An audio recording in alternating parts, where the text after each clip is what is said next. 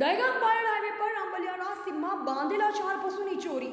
Bayad Dehgam highway પર જીતપુર આંબલિયારા વચ્ચે આવેલ તિરુપતિ ઓઇલ મિલની બાજુમાં નવનીતભાઈ ચતુરભાઈના ખેતરમાં એક ભેંસ અને 4 પાડી કાયમ માટે ઓરડી આગળ બાંધેલ રહેતા હતા, જેની ગત રવિવારના રાત્રે ચોરી થઈ છે। તેની જાણ સોમવારે સવારે નવનીતભાઈ જ્યારે પોતાના ખેતરમાં ગયા ત્યારે પોતાના પશુ તેમની જગ્યાએ ન જોતા આજુબાજુમાં તપાસ કરી પણ ક્યાંય મળેલ નહીં, જેથી ચોરી થયાની શંકાને લઈ તેઓએ આ બાબતે આંબલિયારા પોલીસ સ્ટેશને જાણવા જોગ ફરિયાદ નોંધાવી છે।